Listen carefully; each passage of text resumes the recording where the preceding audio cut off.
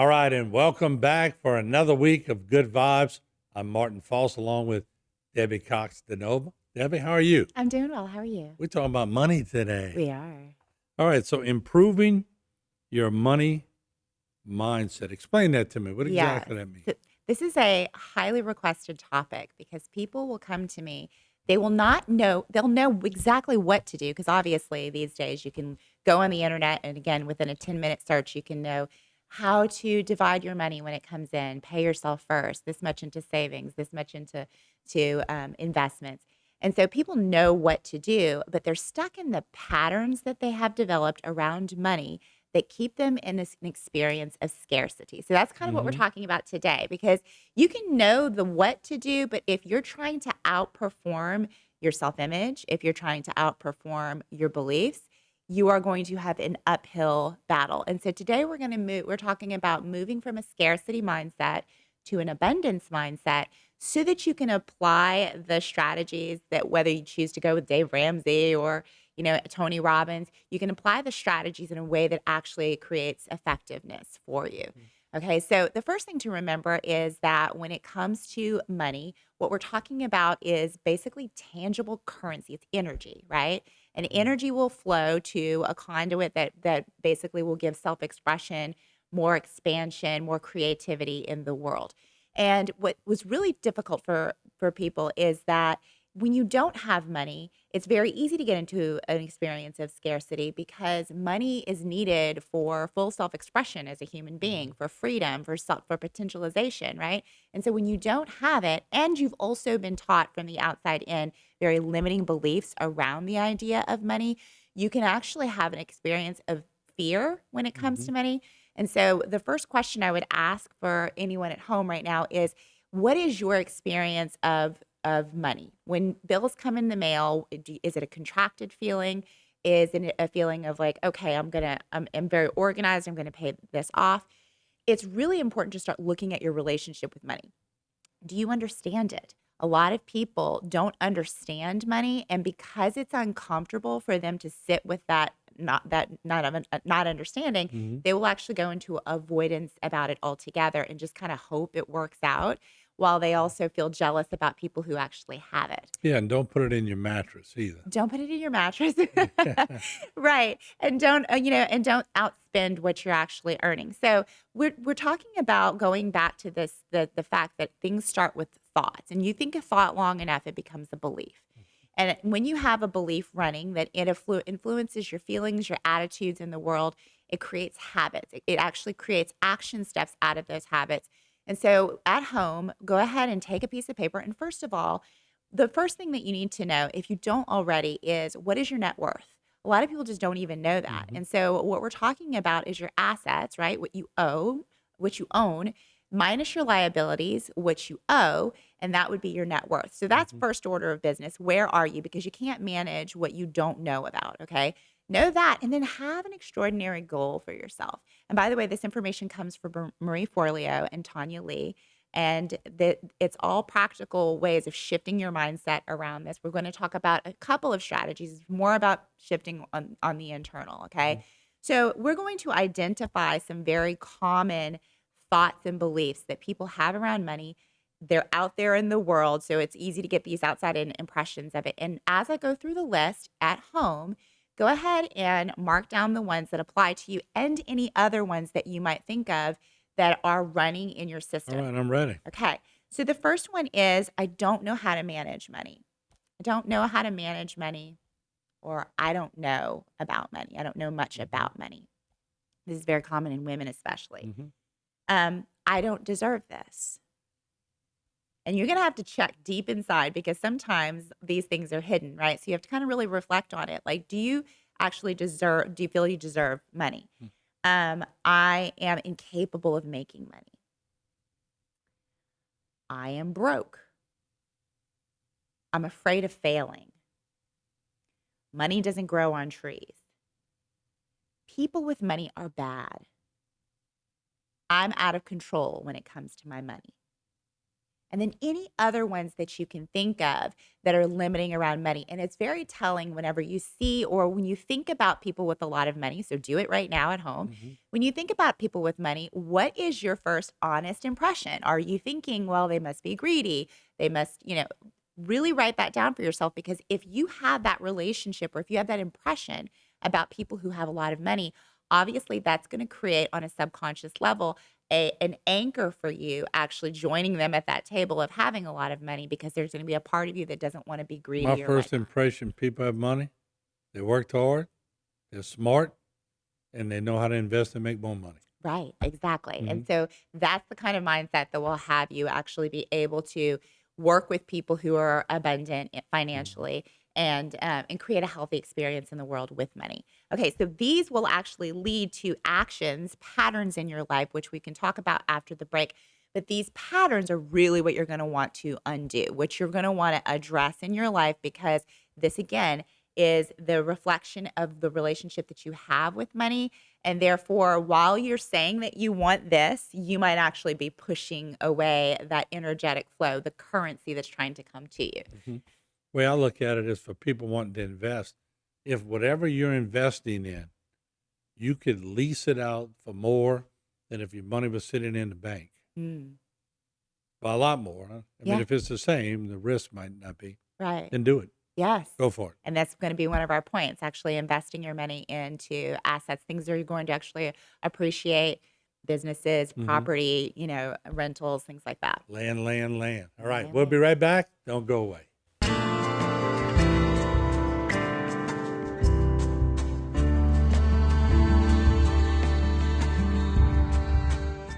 Today's social media segment is brought to you by Alford and Associates for all of your insurance needs. CIS, Cardiovascular Institute of the South, the highest quality cardiovascular care available. Barker Honda, the Barker family tradition of quality.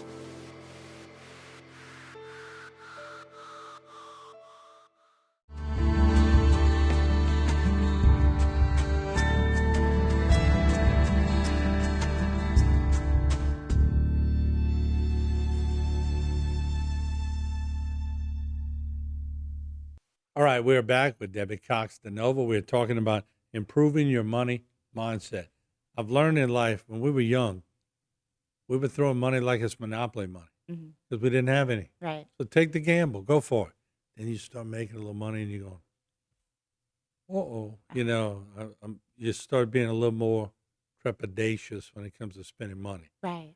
So sometimes you just got to look at it and go, it's monopoly money. Yeah, yeah, and it's about having that healthy respect for it, Mhm. right? Like, you neither wanna be hoarding it, nor do you wanna be, like, wasting it. Right. It's kind of like any other kind of energy. How are you investing your actual energy during the day? Hmm. Because if you put it toward for something like exercise, for example, Hmm. that's gonna have a return for other things that you can use.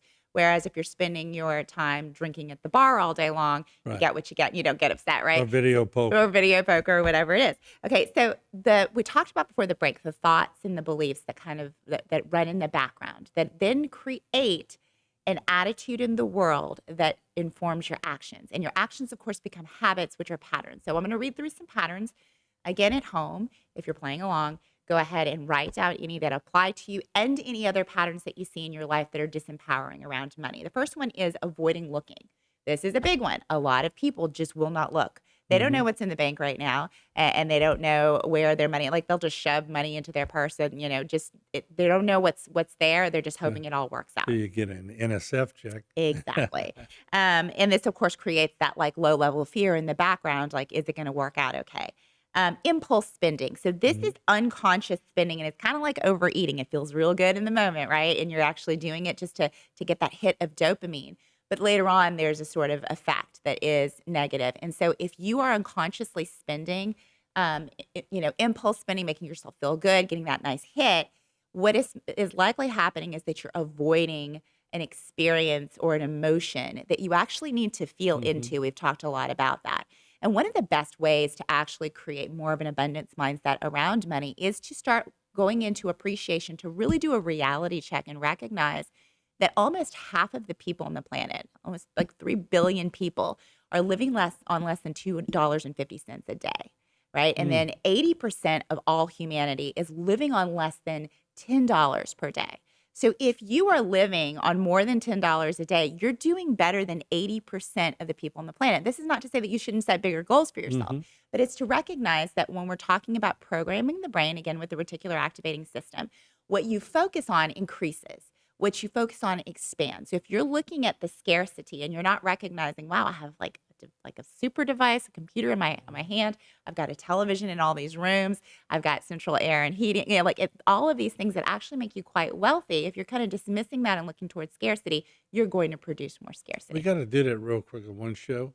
You got to bet me like to go out for a week and live on $20 a day. That would be great. Now come back and report. That would be. I mean, Yeah. I would say $10 a day would be like the I best. can't live on $10 a day. I You gotta already eat. know.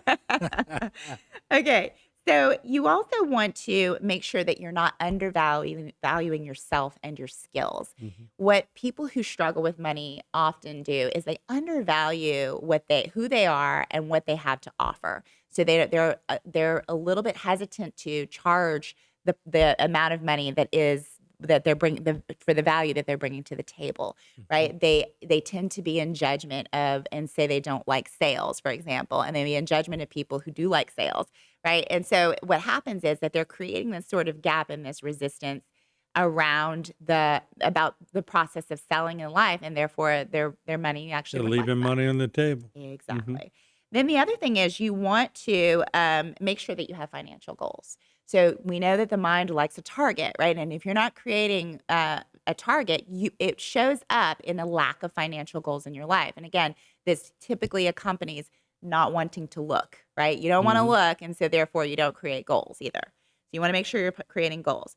And then you also want to make sure, like we talked about, that you're putting most of your money, not all, you actually want to live your life, right? You put most of your money into appreciating appreciating assets, right? So Hmm. not depreciating. So we talked about a car, like a Hmm. new car depreciates quite quickly when you buy it, right? Electronics, fashion. So it's not to Hmm. say we don't buy these things, but we look into how we can actually make our money grow. So real estate, we talked Hmm. about stocks, collectibles, businesses, even personal development will have a return into the future that is actually going to improve your life and actually make more energy in your world.